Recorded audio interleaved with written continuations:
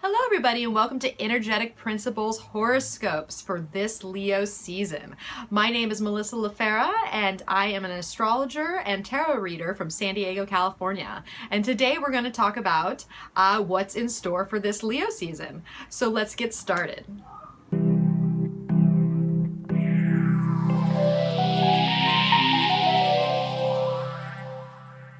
And may the stars be with you.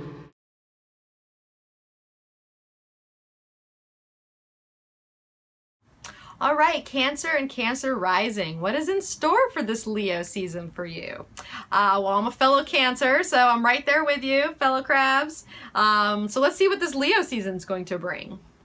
Well, Leo season is kind of a good boost for us crabs, I think, because first of all, we're going to be having 2 new moons in Leo this year, and that's kind of a rare thing. And so that first new moon, which is Sunday, July 23rd, is going to be your regular old new moon. It's going to happen at 0 degrees Leo, and we're going to usher in that lion energy with that new moon, which is great. But then we're going to have the solar eclipse, the Great American Solar Eclipse on Monday, August 21st, where we're going to be getting our second new moon solar eclipse dose in the same area.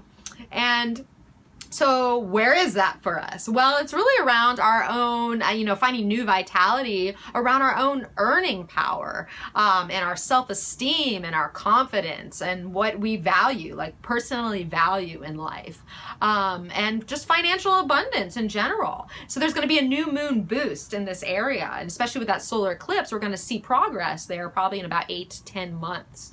So just know that there's some endings around your old ways of making money and your old ways of finding, that personal power and self-esteem within yourself, and we're revitalizing that for the you we are today. So we're really processing how we can be more confident with our creations, because this is Leo season. It's about self-expression and getting yourself aligned with your heart's joy. So how can we confidently go forward with a strong sense of self-esteem in order to share that with others, and then hopefully maybe get a little financial abundance from that.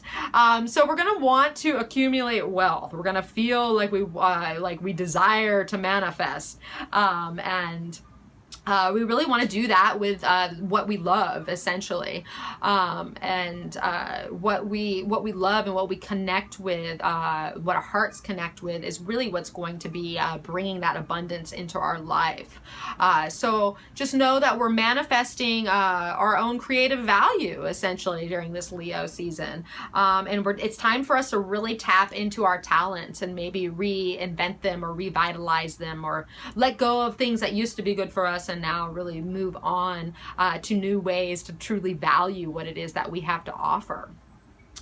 So the next thing I want to talk about is actually Jupiter in Libra squaring Capricorn, Pluto in Capricorn, and that's going to happen Friday, August 4th. And this is a long cycle. This has been happening since a conjunction back in 2007. So this is not new news, but this is the end, the last crisis point of this cycle, essentially. And so you might not feel it like in just a burst. It might be kind of a gradual thing, but for us Cancers, we've been working on, for like the last 8 years or so, we've been working on partnerships and how we partner with people, and how we can cooperate and share with others and open up to others and renew relationships and how we relate to people. And I'm gonna say that's been challenging. I don't know about you crabs out there, but I've definitely found my fair share of that to be a little bit much at times. But it's revitalized so much that I have to offer in relationships, and that's a great thing. So that being said, we have Jupiter that's hanging out in the area and growing our own emotional foundation, and how we nurture ourselves and give ourselves what it is we need to come from a solid place, and to be able, to emotionally connect and have a deep psychological wellness, in a sense. And this is area of Cancer, essentially. So we've been growing that area of our life and becoming more stable in our own emotions and our emotional self. So just know there might be a challenge here between relationships and your own emotional strength or childhood issues that come up. So this is a perfect time to like learn how to relate better emotionally and really grow in that area. So you know, because we can break new ground in partnerships. This can happen now. So how can we do that? How can we grow into that area? So the next thing I want to talk about is actually the full moon lunar eclipse that will be happening in Aquarius on Monday, August 7th. And for us, that's really going to be highlighting areas of where we are passionate. Areas of where we share our resources with each other, our collaborations. It's also areas of boundaries, you know, what lines we put into place around what it is that we're doing. So with that lunar eclipse, you know, an eclipse, there's always a release with the full moon, but with an eclipse, like we're really releasing something. You like release something for good. And then you really notice that after, you know, how many months in your life. So now, you know, it's time to release old boundary structures that we have. Like if we have set something in place and that's keeping people out, it's time to renew that, go over that because we value these people. How can we bring them into our lives? Or maybe our boundaries aren't in place and everybody's coming on in and they're taking up our time and our ability to manifest and grow abundance, and we're giving ourselves away too much, especially in intimacy. And so now this can be the time to really lay some boundaries around that and get some structure that will, you know, help really to get us in tune with what it is we value and where we want to share our resources, so we can set those limits in a sense, you know, because we're transforming a lot of areas in our life, especially emotional areas, with this full moon in Aquarius, and really testing our ability to manifest in a sense. So this would be the perfect time to actually reach out for support around you because with the whole shared resources, of course, we got to have other people that help to support our endeavors. So this can be a great time for that. So next I'm going to talk about Mercury going retrograde, who during this Leo season, Mercury is going to retrograde in Virgo. It's going to happen Saturday, August 12th, and it's going to retrograde back into Leo until September 5th, I believe. And so where are we reviewing and reassessing? Well, for us, it's going to be our minds. How's this working for us? You know, is it on board? Is our thoughts on board? Are we able to communicate the way we want to? Are we sharing in a way that's really getting our message across? So now we're reprocessing a lot of mental change that we've done probably in the last few months or so. And so old ways of thinking kind of need to be reassessed now and like really get in touch with yourself of what old processes need to go. So, you know, especially with it being in Virgo, just know, because sometimes we can focus on like the detail of something. Details are important, sure. But right now it might be good to get that bigger picture. Because there's a lot of things in place that are moving these bigger systems. And so instead of staying focused on that one little thing, like how can we open that up and see a little more so that we can incorporate those details in? Because when Mercury is going to retrograde back into Leo, you know, our minds are going to be tied up in our self-worth again, and, you know, and what the talents that we have to offer and what we value. And if our minds are really on board with what it is that we truly want in life. So we have to ask ourselves, are those two things working together? And I think with that Mercury retrograde there, and when it goes direct, it's going to really reinforce all of that Leo season issues we've been revitalizing in our lives. So the last aspect I'm going to talk about is actually Venus, who will be in Cancer, will now be squaring Jupiter and opposing Pluto, which I talked about earlier, forming a T-square there. So that will happen on Tuesday and Wednesday of August 15th and 16th. And it's really about us opening up to, you know, how strong we are. You know, we've done a lot of work in the Cancer season when it was here. And now it's time to really step into that and open that up. And especially with relationships, like take a more of an independent stance as far as relating is concerned. Not to push other people away, but to stand our ground, in a sense, and feel strong in our position. So there's going to be a, you know, a new foundation of sorts for our partnerships and our social strategy, in a sense. You know, how can we step into our own power and really dive into that courage that's necessary to be able to relate to other people, and essentially compromise, you know, for this new foundation? Because once again, with that Pluto in our house of partners for however long, like, we're never gonna solely get our way. It's just not set up that way for a long time.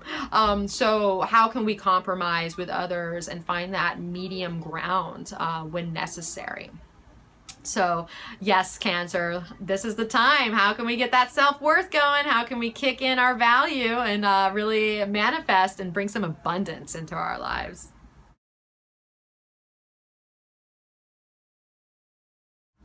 All right, Cancers, what does the tarot have in store for this Leo season?